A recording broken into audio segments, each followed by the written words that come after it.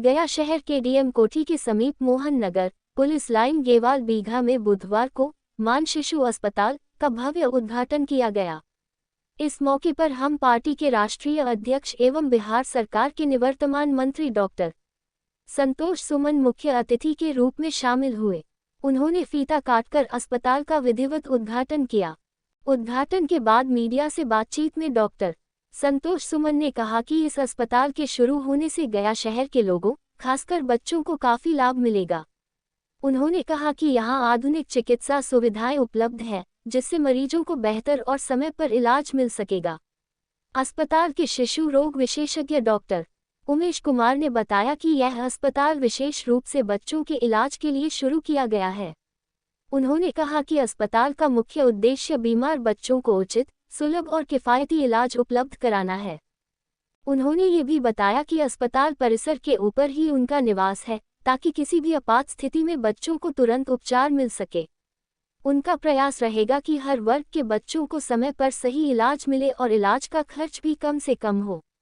इस अवसर पर अत्रि के विधायक रोमित कुमार, जदयू महानगर अध्यक्ष राजू बरनवाल सहित कई गणमान्य लोग उपस्थित रहे। कार्यक्रम में आए अतिथियों का स्वागत अंगवस्त्र और फूल देकर सम्मानित किया गया।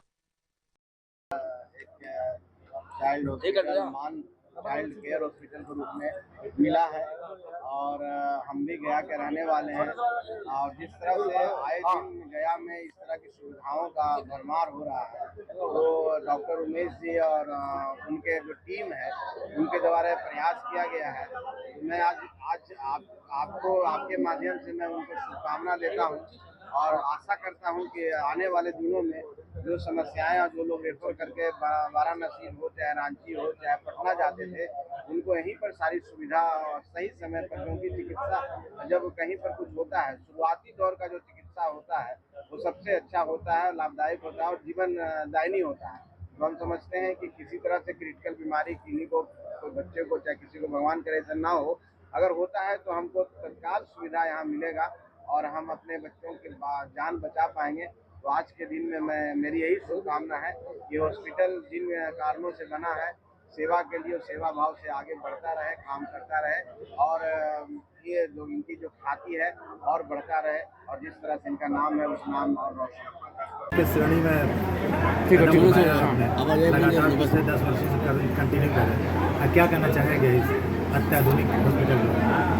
सबसे पहले तो मैं आप सभी मीडिया कर्मी का बहुत बहुत धन्यवाद करना चाहता हूँ कि आप लोग आए और आपके आने से ही इस उद्घाटन का महत्व और बढ़ गया। ये हॉस्पिटल खास करके बच्चों का हॉस्पिटल आज शुरुआत हो रहा है, जो माननीय मंत्री श्री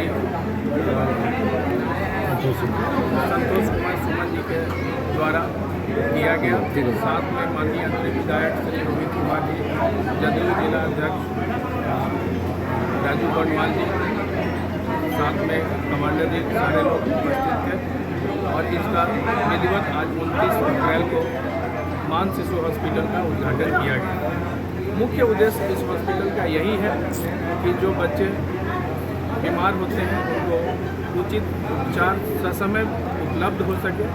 इसी को ध्यान में रख करके अपना रेजिडेंस आवास भी हॉस्पिटल के ऊपर ही रखे हैं, ताकि इमरजेंसी में कभी भी किसी तरह का परेशानी हो तो बच्चों को ज़्यादा समय इंतज़ार न करना पड़े।